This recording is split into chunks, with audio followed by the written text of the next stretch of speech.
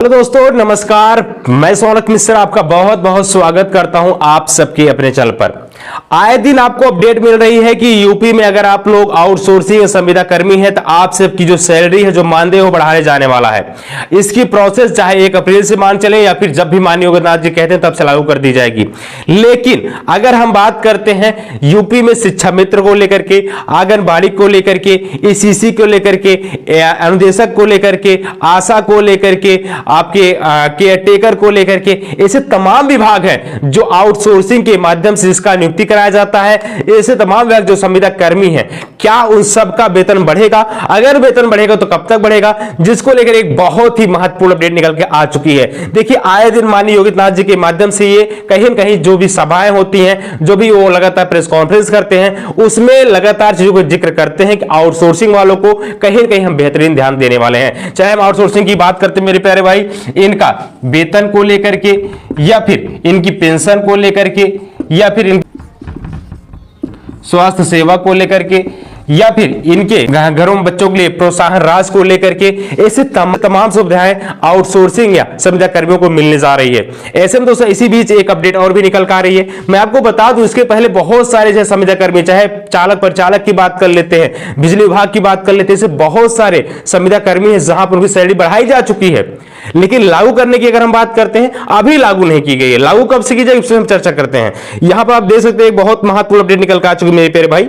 मैं बिल्कुल आपको अपडेट से रूबरू करा देता हूं, ठीक है। यहां पे आप देख सकते हैं क्लियर किया गया है।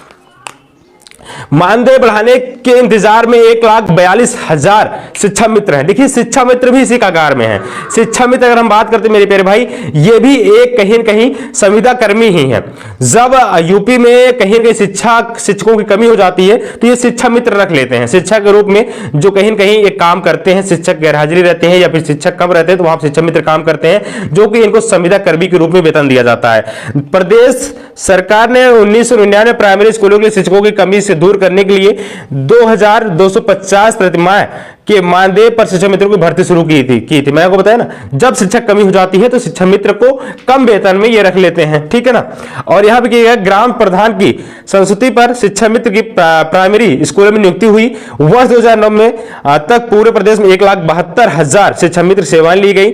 2004 में 150 रुपए मानदेय बढ़ा करके 2400 रुपए कर दिया गया। वर्ष 2007 में सरकार शिक्षा मित्रों के मानदेय बढ़ाकर 3,000 रुपए कर दिया गया। वर्ष 2010 में शिक्षा मित्रों को मानदेय बढ़ाने को लेकर शहीद स्मारक पास आंदोलन किया गया। उस समय 1,24,000 शिक्षा मित्रों को स्नातक थे।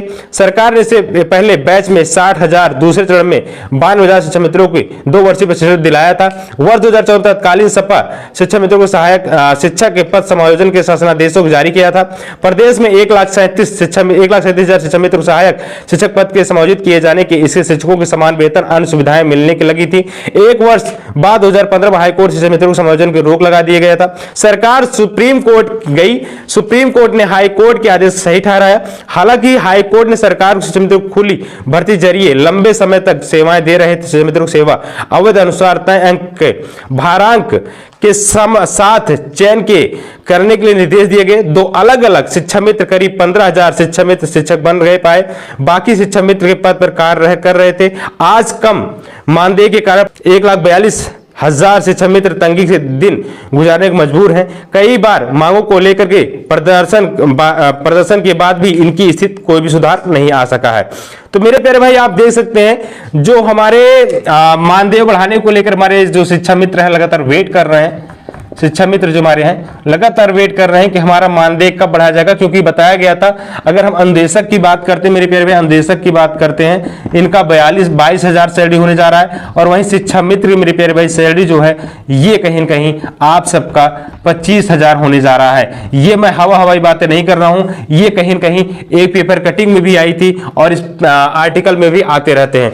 कहीं न कहीं हमारे जो शिक्षा मित्र हैं उनको अब बहुत ही कम समय तक ऐसी परेशानी सामना करना पड़ेगा और जल्द आप सबकी यहाँ पे सैलरी बढ़ने जा रही है। देखिए, मैं लगातार कह रहा हूं, शिक्षा मित्र हो या फिर ईसीसी एजुकेटर आपके हो या फिर आंगनबाड़ी के हो, कोई भी आप संविदा कर्मी हो या आउटसोर्सिंग के जरिए आपकी चयन कराया गया, आउटसोर्सिंग के माध्यम से आप सेवाएं दे रहे हैं, तो वहां पर आपकी सैलरी बढ़ाई जाएगी। और पेपर कटिंग में यह भी तय किया गया था कि 16,000 से लेकर 25,000 तक, और सबके अपने अपने टैलेंट के अनुसार, सबके अपने अपने पद के अनुसार आप सबको सैलरी बढ़ाई जाएगी। किसी को 16,000 रहेगा, किसी का 18,000 रहेगा, किसी का 20,000, किसी का 22,000, किसी का 25,000 तक लेटेस्ट दे सकता है। अब ये कोई कंप्लेन नहीं कर सकता कि 16,000 है, क्यों मेरा 18,000, इसका क्यों 20,000 है। सबके अपने पद के अनुसार उनकी सैलरी बढ़ाई जाएगी और उनके पद से सैलरी दी जाएगी।